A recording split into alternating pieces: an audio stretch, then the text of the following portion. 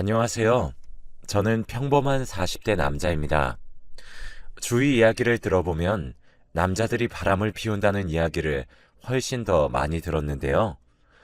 저는 완전히 반대 상황입니다.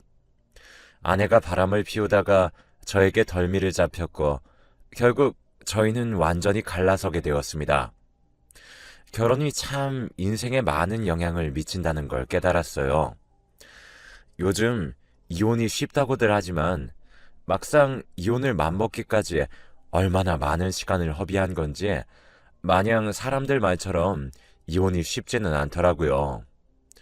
처음 아내와 장모님이 저를 무시하기 시작했을 때부터 끊어냈어야 할 인연이었지만 제가 그걸 놓지 못하고 있으니 제 주위 사람들도 오히려 더 힘들어지고 더 상처받는 것 같아 미안할 따름입니다. 아내와 저는 장모님과 제 어머니의 소개로 처음 만났습니다. 장모님과 저희 어머니는 전국적인 투자 모임이 있었는데 그곳에서 만나셨어요. 장모님이 저희 어머니와 처음 만나셨을 때 이미 장모님은 제주도의 부동산 투자가 대박이 나서 그 모임을 이끌고 계셨어요. 저희 집은 장모님처럼 많은 돈이 있지는 않았지만 그래도 공무원으로 일하시다 정년퇴임을 하신 아버지와 열심히 일하시던 어머니 덕분에 부족함 없이 자라왔고 서울에 아버지 명의로 된 집도 가지고 있었습니다. 하지만 장모님의 경제력을 따라가기에는 한참 부족했었죠. 그런데 모임을 하던 중 마침 장모님에게 아직 시집을 못 간 딸이 있다는 이야기를 듣고 저희 어머니는 저를 소개받아 보는 건 어떠냐고 먼저 제안하셨었죠. 제가 주위에서 얼굴이 괜찮게 생겼다는 이야기를 많이 들어와서인지 어머니는 나름 자신있게 제 사진을 보여주신 겁니다. 제 사진을 보고 아내도 마음에 들었는지 선뜻 저를 만나보기로 결정했다고 하더라고요. 그렇게 만나 저희는 6개월이라는 짧은 연애 기간을 거쳐 결혼까지 했습니다. 남자가 집을 해가야 한다는 말도 다 옛말이고 요즘에는 다들 반반 결혼을 많이 하시잖아요. 저희도 처음에는 반반으로 하려고 준비를 하는데 제가 보기에도 영 장모님 눈에는 차지 않을 것 같아 여러모로 걱정이 많았습니다. 그런데 장모님이 먼저 저에게 이런 건 여유가 되는 사람이 하는 거라며 걱정하지 말고 자기가 강남에 사놓은 작은 아파트가 있으니 거기에서 신혼을 시작하라고 하시는 겁니다. 강남이니 집값도 어마어마한 데다가 이미 가구들도 채워놓으셔서 제가 더 해갈 것도 없더라고요. 장모님과 장인어른 모두 아내에 비해 가진 것도 없는 저를 예쁘게 봐주셔서 참 장가 잘 왔다는 생각이 들었습니다. 어머니도 그런 제 결혼이 마음에 드셨는지 주위에 아들이 참 장가를 잘 갔다면서 자랑을 하고 다니시기도 하셨습니다. 사돈, 이렇게 저희가 받기만 해서 어떻게 해요? 너무 그러실 필요 없어요.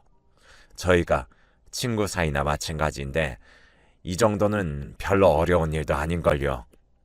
조금 더 여유 있는 쪽에서 하면 그만이죠. 나중에 투자 대박 나시면 그때 비싼 밥 한 끼 사세요. 그 이야기에 안 그래도 호들갑이시던 어머니는 만나는 사람마다 제가 얼마나 처가를 잘 만났는지에 대해 이야기하고 다니셨습니다. 저희 아들이 이번에 장가를 가는데 사돈 되시는 분이 얼마나 저희 아들을 마음에 들어 하시는지 강남의 아파트를 신혼집으로 주셨다니까요. 글쎄, 요즘 강남 아파트면 20억은 우습죠. 그걸 턱하니 내놓으신 걸 보니 저희 아들이 장가를 정말 잘 갔죠? 나이 들어서 자식 걱정할 일은 덜었어요. 그렇게 처음에는 순조로운 듯 신혼생활을 시작했습니다. 제주도에 계신 장모님은 저를 집으로 초대해 맛있는 음식도 직접 해주시고 종종 서울로 올라오셔서 백화점에 데려가서 비싼 정장을 맞춰주시기도 했습니다. 하지만 시간이 갈수록 장모님과 아내는 저를 보며 돈도 제대로 못 벌어오는 주제에 제대로 된 사위 노릇도 못하고 가장 노릇도 못하는 사람으로 몰아갔습니다. 저는 작은 벤처기업의 사장이었는데요. 사업이 제대로 자리 잡지 못해서 직원 수도 저 빼면 3명에다가 제가 가져오는 수입은 한 달에 300이 될까 말까 할 때가 많았었죠. 아내는 그런 저에게 이 돈으로 한 달을 어떻게 버티냐며 매번 장모님에게 돈을 더 받았고, 장모님은 그런 상황이 지속되자 저에게 은근히 눈치를 주시면서 돈을 벌기 너무 힘들면 자기 조카 사이에게 부탁해서 안정적인 직장에 들어갈 수 있도록 도와줄 테니 생각이 있으면 말하라고 하셨어요. 말은 도와주신다는 내용이었지만 속뜻은 제가 안정적으로 벌지 못해 자기 딸이 힘들어하니 다른 회사라도 들어가 안정적으로 돈을 벌어오라는 이야기였어요. 그래도 제 꿈을 포기할 수는 없었습니다. 그래서 수입이 부족한 달에는 새벽까지 대리운전이라도 하면서 아내에게 생활비를 넉넉하게 챙겨주려고 했었습니다. 하지만 그래도 아내의 기대는 충족하지 못했던 건지 늘 아내는 불만 가득했습니다. 나는 자네가 하는 회사가 싱가포르랑 계약도 하고 비전이 있는 회사라길래 경제적으로는 우리 딸 부족하지 않게 살게 해줄 것 같아서 결혼을 허락했어. 그런데 싱가포르는 무슨 제대로 된 계약을 따낸 게 있기나 해. 알고 보니 장모님은 제 회사가 큰 계약을 앞두고 있고 회사가 성장할 거라는 누군가의 말을 듣고 저희 회사에 투자금을 넣었는데, 알고 보니 그 사기꾼이 투자했다며 거짓말로 장모님을 속이다가 저와 아내가 결혼하고 2달쯤 만에 결국 연락이 두절되고 장모님은 투자금을 날리셨던 겁니다.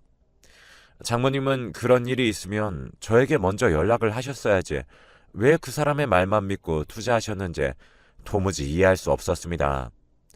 곰곰이 생각해보니 장모님과 아내가 저를 구박하면서 돈 타령을 하기 시작했던 때가 바로 결혼한 지 2개월이 지났을 때였습니다. 장모님의 말을 듣고 그럼 왜 저에게 안 물어보고 그 사기꾼 말만 믿으셨던 거냐고 화도 냈었지만, 장모님은 어찌됐든 제 회사니 어차피 투자하라고 부추겼을 것 아니냐며 도리어 화를 내고 돌아가시더라고요. 그 이후로 아내는 대놓고 저에게 비아냥거리기 시작했습니다. 당신 능력으로 그 회사가 잘도 크겠어? 당신은 나랑 결혼한 걸 천운으로 생각해. 돈 300도 제대로 못 벌어오면서 무슨 회사의 사장이라고 그 자리에 앉아있어? 신혼여행에서 아이가 생긴 것만 아니었으면 당신이랑은 바로 이혼인데, 당신 우리 아기한테 평생 감사하면서 살아야 해. 알아? 우리 사촌언니 알지? 그 형부도 똑같이 사업하는데 한 달은 무슨 하루 매출이 300은 우습다더라. 당신이 하는 게 사업이야. 소꿉놀이지? 집에 있으면 아내는 쉴 새 없이 저를 쪼아댔습니다. 거기다 장모님은 제가 밥이라도 먹고 있으면 돈도 제대로 못 벌어오면서 밥이 목구멍으로 넘어가냐며 타박까지 하는 바람에 저는 스트레스로 머리가 터질 지경이었어요. 집에서는 도저히 숨이 쉬어지지 않아 저는 집에도 잘 들어가지 않고 회사에서 대부분의 시간을 보내기 시작했습니다. 그러자 아내는 회사까지 따라와 직원들이 보는 앞에서까지 저를 깎아내리더군요. 정말 수치스러운 마음에 모든 걸 던지고 어디론가 도망가고 싶었습니다. 그러면서도 자기 지인들의 부부 동반 모임에는 꼭 저를 데려가려고 했습니다. 몇 번이나 가지 않겠다고 했지만 아내는 돈 없는 남편 만나 임신까지 한 자기가 혼자 가면 주위 사람들이 얼마나 불쌍하게 보겠냐며 저도 그 모임에 가서 인맥도 쌓으라며 기어코 저를 그 모임에 끌고 나갔었죠. 하지만 그곳에 가면 저는 꿔다 놓은 보리자루 마냥 아내의 뒤를 쫓아다니며 아내의 수발을 들어야 했고, 아내는 돈 많은 지인들과 하하호호 웃으며 저를 비웃음거리로 삼기 일쑤였습니다. 그리고 아이가 태어난 이후로는 아예 집에도 붙어있지 않고 매번 아이를 데리고 장모님 댁까지 가서 일주일을 넘게 집에 돌아오지 않은 적도 많았고, 아이를 제대로 돌보기는 하는 건지 제가 아이를 조금 안아들려고 하면 얼른 내려놓으라며 저를 아이가 있는 방 밖으로 쫓아냈습니다.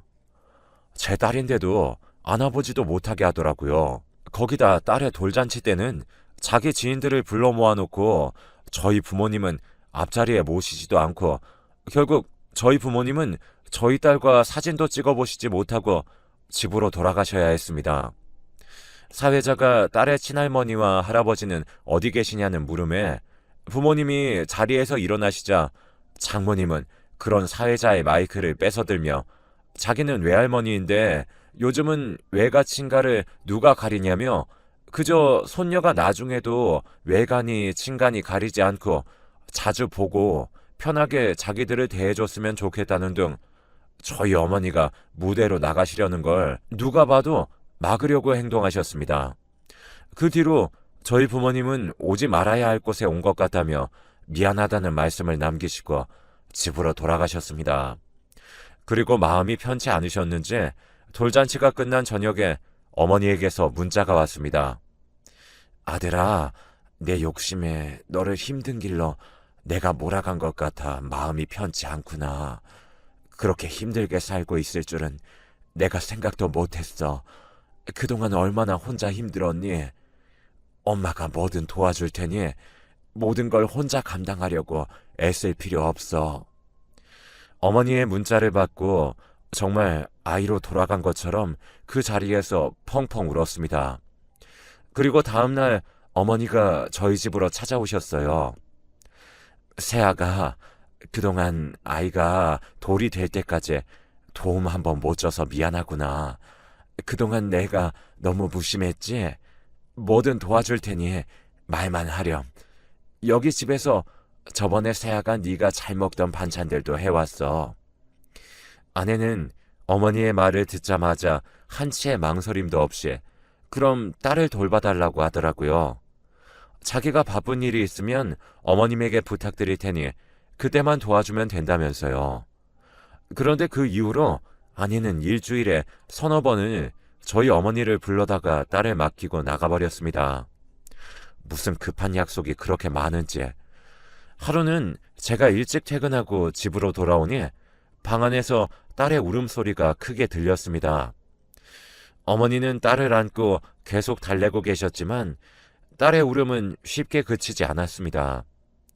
그러자 어머니가 조용히 눈물을 훔치시며 손녀에게 다 자기 잘못이라며 미안하다고 되뇌이시는 모습을 보고서 저도 화가 머리끝까지 났습니다. 화가 나서 아내에게 전화하려는데 아내가 장모님과 함께 집으로 돌아왔습니다.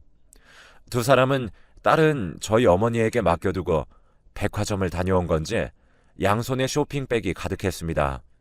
어머니는 시끄러워진 거실 소리에 밖에 나오셨다가 초라한 모습으로 사돈을 보는 게 부끄러우셨는지 작은 목소리로 인사하셨습니다. 똑같은 집안의 어른인데 대우가 달라도 너무 다른 모습에 화가 머리끝까지 나서 아내에게 따졌습니다. 너 지금 바쁜 일이라는 게 고작 쇼핑이야? 여기서 밥도 제대로 못 드시고 아기 돌보시는 우리 엄마는 안 보여? 너 돈 많잖아. 돈 많아서 나 그렇게 무시하면서 도움이 안 쓰고 왜 우리 엄마를 식모 부리듯 부려? 막말로 내가 도와달랬어? 어머님이 먼저 도와주신다고 해서 내가 부탁한 거지. 어머니, 싫으세요? 그런 말씀을 하셨어야죠. 왜 아무 말씀 안 하시다가 이제서야 이러시는 거예요? 그리고 당신은 사람 쓰는 게 돈 한두 푼인 줄 알아? 이제부터 사람 써. 그럼 대신에 우리가 같이 사는 집이니까 앞으로는 다 당신 돈으로 해결해. 여기서 공짜로 사는 값 내야지. 안 그래? 처음에는 돈으로 온갖 인자한 척을 하더니 이제는 대놓고 돈 가지고 사람을 쥐락펴락하려는 모습에 온갖 정이 다 떨어졌었습니다. 그 이후로 어머니는 자기 때문에 싸우지 말라며 본인은 괜찮다고 하셨지만 더 이상 제가 어머니의 도움을 받는 게 마음이 아파 집에 돌아가시라고 했어요. 돈 가지고 사람을 구분하는 아내의 모습에 저도 더 이상 참고만 있지 않기 위해 그날 이후 이를 악물고 사업에 매진했습니다. 회사에서 퇴근하고 오면 제 몫에 빨래며 집안일들을 하고 딸을 돌봤어요. 밤낮으로 쉬지도 못하니 저절로 살이 빠지더라고요. 덕분에 대만에서 투자 제안이 왔고 일주일 동안 대만까지 날아가 이야기를 나눈 끝에 계약을 성사시켰습니다. 그 계약 하나로 지금까지 저희 회사 연매출은 우습게 벌었고 저는 기세등등하게 집으로 돌아왔습니다. 그런데 집으로 돌아오니 아이는 저희 부모님에게 맡겨놓은 채 아내는 어디론가 나가고 없었습니다. 그래서 얼른 짐만 풀고 부모님 댁으로 가서 저녁이나 먹으려고 캐리어를 바닥에 내려놓자 침대 밑에 이상한 천이 보였어요. 천을 잡아 끌어서 꺼내보니 저는 처음 보는 넥타이였습니다. 확실하게 제 것은 아니었고 아내가 저를 위해 사두었다는 것도 말이 되지 않았죠. 결국 그날 저녁 부모님 댁에 가서 딸만 데려오고 저녁도 먹지 않고 아내를 기다렸습니다. 이번에도 아내는 백화점에서 쇼핑을 하다가 온 건지 양손 가득 쇼핑백을 들고 왔고 저를 보고도 본체에 만체하며 쇼핑한 것들을 다시 걸쳐보기 바빴습니다. 그 틈에 저는 아내의 휴대폰을 들고 화장실로 가서 보려고 했지만 비밀번호가 걸려있어 결국엔 휴대폰 안을 보지 못했습니다. 하지만 저는 포기하지 않고 그날 새벽 아내가 잠이 들 때까지 기다렸다가 아내의 차키를 들고 지하주차장으로 향했습니다. 그리고 아내의 차에 있는 블랙박스 영상을 모조리 복사했죠. 다음날 회사에 가서 복사본을 보니 제 직감이 맞았습니다. 아내는 장모님의 운전기사와 바람이 났었어요. 차 내부가 찍히진 않았지만 아내와 운전기사의 대화 내용을 들어보니 바람이 확실했습니다.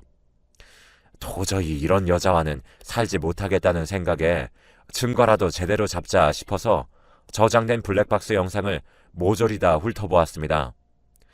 어설프게 이혼소송이라도 걸었다가는 오히려 제가 다 뒤집어쓰고 쫓겨날 게 뻔했었으니까요. 그런데 영상을 보다 보니 남자의 목소리나 어투가 가끔씩 달라지는 것을 느꼈습니다. 운전기사가 타는 건 가끔씩 블랙박스에 찍혔지만 묘하게 다른 남자인 것 같은 목소리에 대화 내용을 듣고 있다가 충격적인 사실을 알아냈습니다. 아내는 알고 보니 장모님의 운전기사와 사촌 형부까지 총 2사람과 바람을 피고 있었던 겁니다. 어쩐지 매번 저를 사촌 언니의 남편과 비교하며 저를 깎아내리더니 그 사람과도 바람을 피우고 있었던 거죠. 저는 당장 이혼을 하고 싶은 마음에 변호사 친구를 찾아갔습니다. 그러자 친구는 이걸로도 충분하지만 얼굴까지 확실히 나와야지 아내의 사촌 형부라는 걸 입증할 수 있다 하더라고요. 그리고 은밀한 목소리로 다른 사람들에게는 추천하지 않지만 친구니 말해준다며 저에게 불륜 증거를 전문으로 수집하는 곳을 알려주었습니다. 그 이후로 저는 그 사람들로부터 많은 증거들을 받았고 장모님과 아내의 구박에도 증거들을 터뜨릴 날만 손꼽아 기다렸습니다. 그리고 장모님의 환갑잔치날 그렇게나 좋아하는 돈 많은 지인들과 가족들이 모인 자리에서 저는 장모님을 위해 준비한 영상이 있다며 틀어달라고 했습니다. 사회자는 뭣도 모르고 흔쾌히 바로 영상을 재생시키더라고요. 장모님은 제가 준비해봤자 뭘 준비했겠냐며 눈을 흘기셨습니다. 그리고 영상이 재생되는 순간 장모님은 놀라서 이게 뭐냐며 자기 운전기사를 붙잡고 어디 못 베어먹은 게 자기 딸을 넘보냐며 버럭 화를 내고 계셨습니다. 아내는 이미 재생되고 있는 영상을 끄려고 무대로 달려왔지만 저는 그 앞을 막아서고 마이크에 대고 말했습니다. 장모님, 못 베어먹은 사람이 딸과 바람이 나서 화가 나신 겁니까? 그럼 많이 배워서 돈도 잘 버는 사람과 바람난 건 용서가 되시나요? 제 말에 무언가 이상함을 느낀 2사람이 모두 영상을 못 틀게 하려고 했지만 저는 이 악물고 2사람을 막아내며 기어코 아내와 그 사촌 형부라는 사람의 불륜 증거도 틀었습니다. 그걸 본 장모님은 그대로 무너지시더라고요. 장모님, 저희 집이 그쪽보다 모자란 건 돈 딱 하나였습니다. 저는 제 꿈을 이루려고 열심히 살아왔는데 그쪽 딸은 쇼핑 말고 잘하는 게 있습니까? 돈으로 사람 위아래를 나누는 게 제일 교양 없는 짓입니다. 그동안 마음에 담아두었던 말을 모두 하고 나니 후련하더라고요. 아내는 고래고래 소리를 지르면서 이게 무슨 짓이냐며 다 조작된 영상이라며 발악을 했지만 그 말을 믿는 사람은 아무도 없었고, 심지어는 아이를 임신한 상태였던 사촌 언니라는 사람에게 속수무책으로 얻어맞고 있더라고요. 저는 그런 아내를 사촌 언니와 떼어놓고 밖으로 데리고 나왔습니다. 당신 이게 무슨 짓이야? 저걸 사람들이 믿을 것 같아? 어디서 조작된 영상으로 모함하려는 거야? 당장 다시 올라가서 다 거짓말이라고 해. 아니면 이혼이야? 우리 딸 영영 못 볼 줄 알아? 이혼? 안 그래도 바라던 바야. 그리고 지금 우리 딸은 우리 엄마 없으면 울고불고 난리야. 왜 그런 줄 알아? 네가 그동안 애는 내팽겨 쳐놓고 쇼핑만 하러 돌아다녔으니까 그랬던 너한텐 양육권을 뺏길 리가 있을까? 그리고 이혼 합의서를 내밀자 아내는 이성을 잃은 상태인지 바로 그 자리에서 사인을 다 하고 도장까지 찍더라고요. 당신 위자료며 내 돈 탐낼 생각은 하지 마. 내 재산 다 당신이랑은 상관없는 거 알고 있지? 당신한테 줄 돈 없어. 그건 가봐야 아는 거고 법원까지 가보면 알 수 있겠지. 이미 마음을 단단히 굳힌 후라서 그런지 모든 걸 놓아서 그런지 사과 한마디 없는 아내의 가시돋친 말에도 아무렇지 않았습니다. 그 후로 법원에서 합의하는 건 모두 제 친구가 저 대신 나가서 해주었고 아내의 얼굴을 단 한 번도 보지 않은 채로 이혼까지 마무리하였습니다. 저에게 줄 돈이 없다던 아내는 결국 저희가 살던 집을 위자료로 주었고 양육권도 결국 저에게 넘어왔습니다. 가끔씩 전화가 와서 자기가 잘못했다며 다시 합치자는 말을 하기도 했지만 제가 꿈쩍도 하지 않으니 한 달에 한 번 만나는 딸에게 이제 엄마 아빠랑 함께 살면 좋지 않겠냐며 설득하고 있다고 하더라고요. 다행히 딸은 엄마와의 애착 관계가 형성되지 않아 엄마를 썩 편안하게 여긴다거나 좋아하진 않아 매번 거절하고 오지만요. 저희 어머니가 모임을 통해 이야기를 들어보니 재혼을 하려고 돈 많은 사람들을 소개받기 위해 애를 쓰긴 하지만 이미 바람을 피웠던 사실이 모임에 소문이 나버려서 그 누구도 소개시켜주려고 하지도 않는다고 들었습니다. 거기다가 그렇게 사이가 좋던 사촌 언니네와는 완전히 틀어져서 집안 꼴도 말이 아니라는 소식도 들었어요. 그래서 저에게 더 매달리는 것 같네요. 이제 저도 그 사람들 기준에서 돈 많고 능력 있는 남자니까요. 하지만 이제는 저도 결혼이라면 끔찍하네요. 어머니도 저에게 결혼에 대한 이야기도 일절 꺼내시지 않으세요. 요즘에도 저희 딸을 돌봐주고 계신데 손녀가 있는데 굳이 무슨 결혼이 필요하냐며 제가 하고 싶은 대로 하라며 아직도 미안해 하십니다. 다행히 어머니가 같은 여자라 딸이 사춘기가 되더라도 아빠인 제가 신경 쓰지 못하는 부분은 어머니가 신경 써주실 수 있을 것 같아 조금 마음이 놓이네요. 저도 최근에는 한국 정부에서도 여러 지원을 받으며 한국에서도 큰 계약을 따내며 직원이 3명에서 30명까지 늘었습니다. 이제 더 크게 성장해 나갈 일만 남은 것 같아 뿌듯하네요. 한동안은 큰 걱정 없이 살아갈 것 같습니다.